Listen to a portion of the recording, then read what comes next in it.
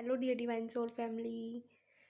आज हम बात करेंगे कि डीएम स्टैंड क्यों नहीं ले पाते हैं डीएफ के लिए। तो सबसे मेन कारण है आप खुद के लिए स्टैंड नहीं ले रहे हो। कहीं ना कहीं कुछ चीज़ें डीएफ को पता नहीं होती है। वैसे तो वो अपने लिए स्टैंड ले ही लेती है।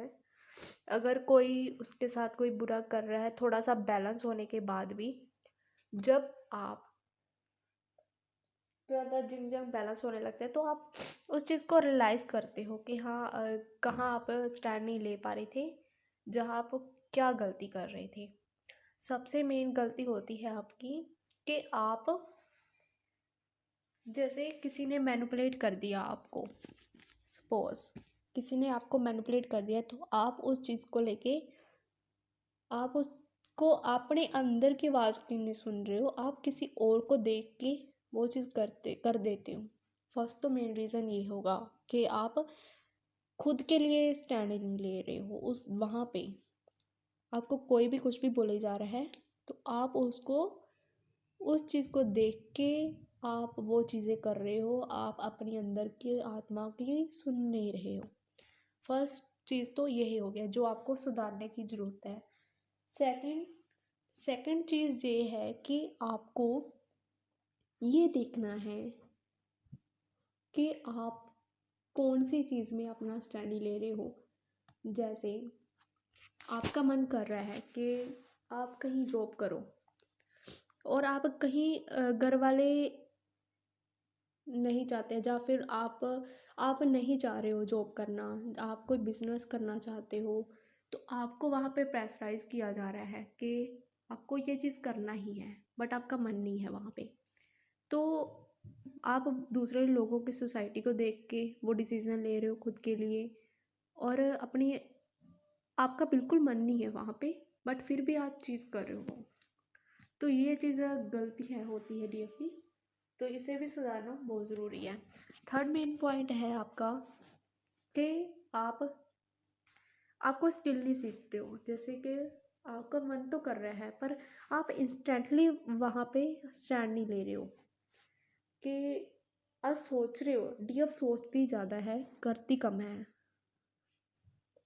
जैसे आपको कोई भी फील्ड में आपको काम करना है ना, तो आप वहाँ पे स्टैंड नहीं ले रहे हो, खुद के लिए स्टैंड नहीं ले रहे हो, तो आपको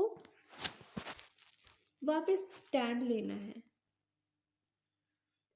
अगर आपको, जैसे आप आपके अंदर होता है ना कि आधा अधूरा काम, ठीक है, आधा अधूरा ज्ञान भी बहुत खतरनाक होता है, आधा अधूरा काम भी अधूरा खतरनाक होता है। ओके, तो यहाँ पे ये चीज़ देखने वाली है कि आपको आधा अधूरा काम नहीं करना है। आप कुछ भी सीख रहे हो उसको फुली सीखिए ना।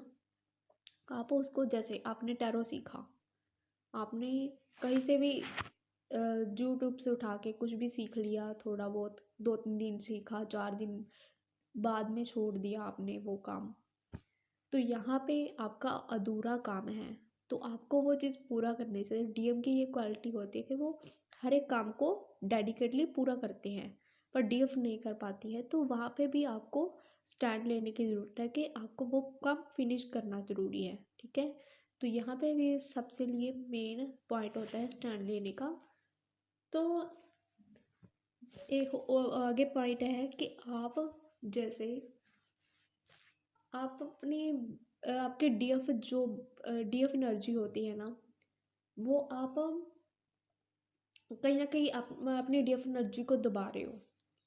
जैसे आपको काम करने की, काम नहीं कर रहे हो, घर का काम नहीं कर रहे हो कोई भी, तो वहाँ पे क्या होता है, जैसे आपको कोई काम दिया जाता है घर में कि आपको ये काम करना है, आपका कई बार मन करेगा, कई बार नहीं करेगा।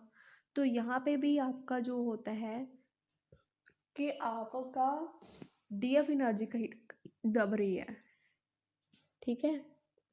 तो इसको भी आप ध्यान दीजिए। और लास्ट पॉइंट है कि आपको क्या करना है, यह है कि आप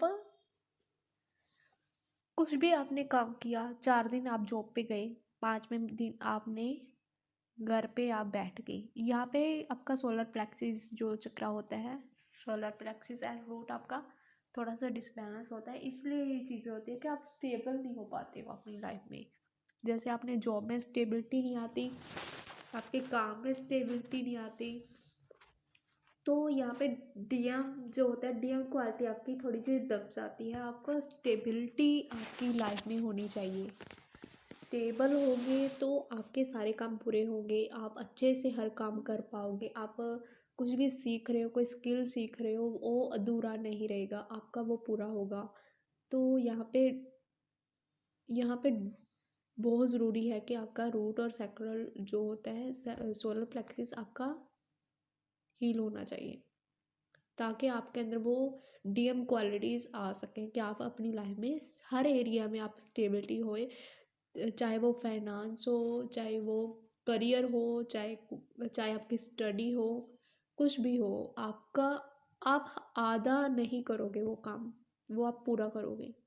तो यही थे मेन पॉइंट्स कि आपके डीएम आपको आपके लिए स्टैंडिंग क्यों नहीं ले पाते हैं। ओके, तो कहीं ना कहीं आपको ये चीज़ें जरूर करनी चाहिए अपनी लाइफ में फॉलो।